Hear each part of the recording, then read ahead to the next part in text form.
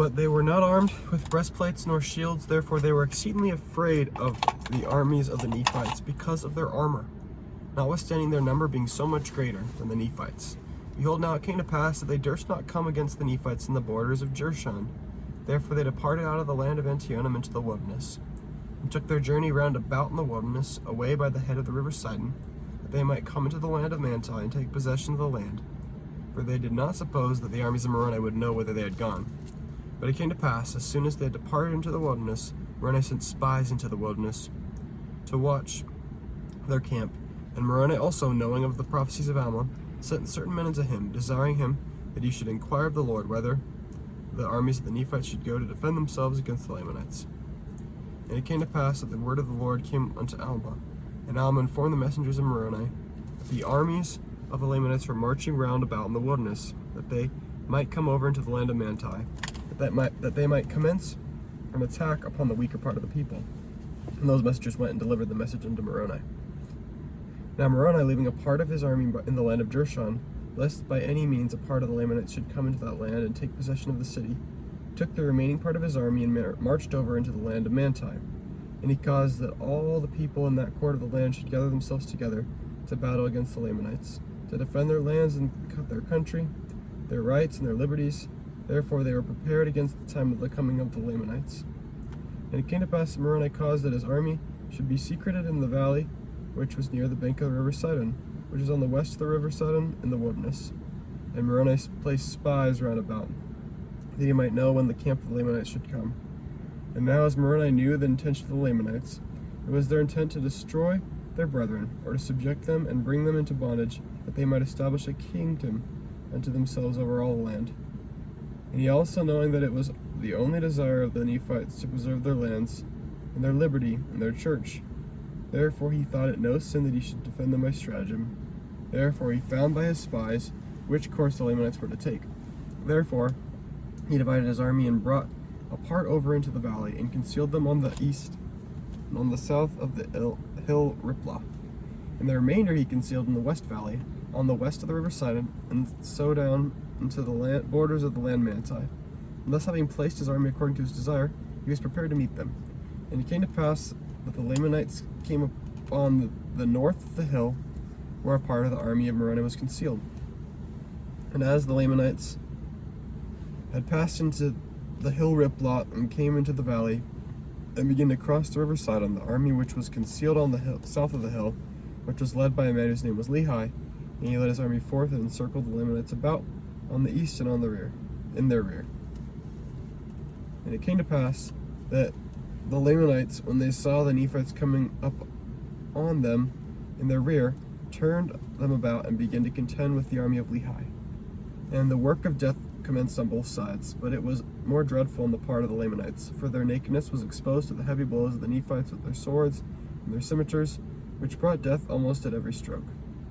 Now on the other hand, there was now and then a man fell among the Nephites by their swords and the loss of blood, they being shielded from the more vital parts of the body, or the more vital parts of the body being shielded from the strokes of the Lamanites by their breastplates and their arm shields and their head plates. And thus the Nephites did carry on the work of death among the Lamanites. And it came to pass that the Lamanites became frightened, because of the great destruction among them, even until they began to flee towards the river Sidon.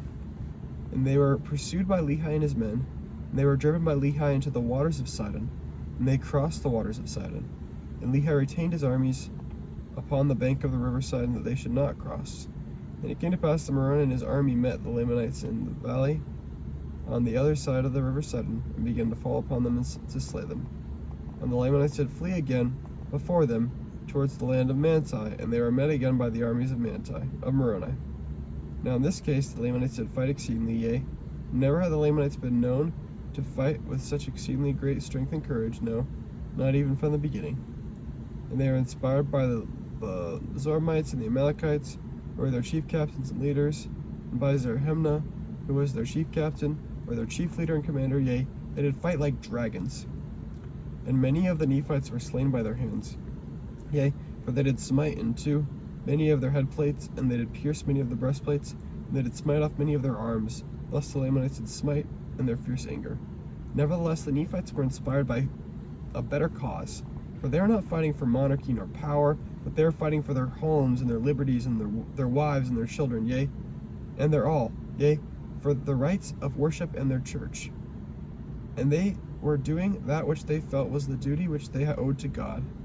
For the Lord had said unto them, and also unto their fathers, that inasmuch as ye are not guilty of the first offense, neither the second, ye shall not suffer yourselves to be slain by the hands of your enemies. And again, the Lord has said that ye shall defend your families even unto bloodshed. Therefore, for this cause were the Nephites contending with the Lamanites to defend themselves and their families and their lands, their country, and their rights, and their religion. And it came to pass that when the men of Moroni saw the fierceness and the anger of the Lamanites, and they were about to shrink and flee from them, and Moroni, perceiving their intent, sent forth and inspired their hearts with these thoughts, yea, the thoughts of their lands, their liberty, yea, their freedom from bondage. And it came to pass that they turned upon the Lamanites, and they cried with one voice unto the Lord their God for their liberty and their freedom from bondage. And they began to stand against the Lamanites with power. And in that selfsame hour that they cried unto the Lord for their freedom, the Lamanites began to flee before them, and they fled even to the waters of Sidon.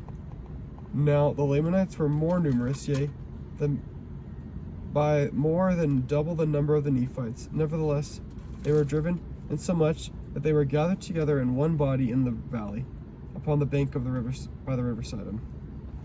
Therefore the armies of Moroni encircled them about, yea, even on both sides of the river. Behold, on the east are the men of Lehi. Therefore when Zarahemnah saw the men of Lehi on the east of the river Sidon, and the armies of Moroni on the west of the river Sidon, that they were encircled about by the Nephites, they were struck with terror. Now Moroni, when he saw their terror, he commanded his men that they should stop shedding their blood. Chapter 44. Moroni commands the Lamanites to make a covenant of peace or be destroyed. Zarahemnah rejects the offer, and the battle resumes. Moroni's armies defeat the Lamanites. And it came to pass that they did stop and withdrew apace from them. And Moroni said unto Zarahemnah, Behold, Zarahemnah, that we do not desire to be men of blood. Ye know that ye are in our hands, yet we do not desire to slay you. Behold, we have not come out to battle against you that we might shed your blood for power, neither do we desire to bring anyone to the yoke of bondage. But this is the very cause for which ye have come against us, yea, and ye are angry with us because of our religion.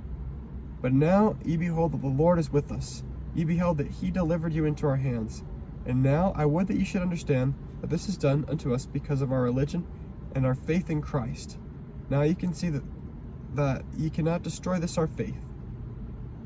Now ye see that this is the true faith of God.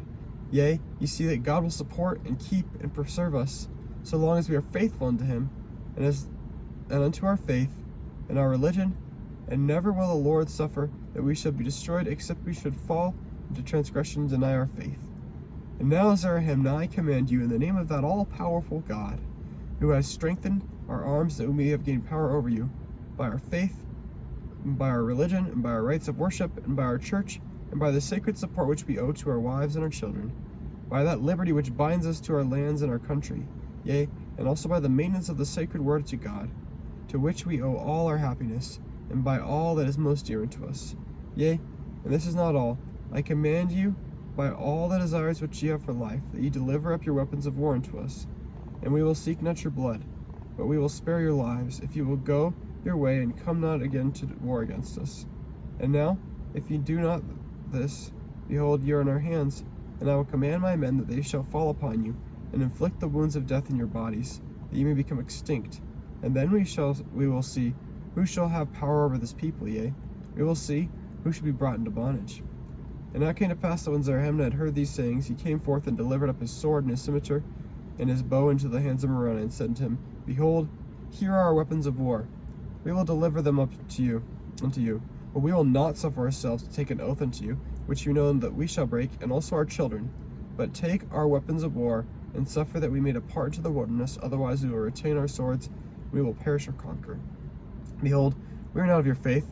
We do not believe that it is God that has delivered us into your hands, but we believe that it is your cunning. It is your cunning that has preserved you from our swords. Behold, it is your breastplates and your shields that have preserved you. And now when Zarahemnah had made an end of speaking these words, Moroni returned the sword and the weapons of war which he had received unto Zarahemnah, saying, Behold, we shall end the conflict. Now I cannot recall the words which I have spoken.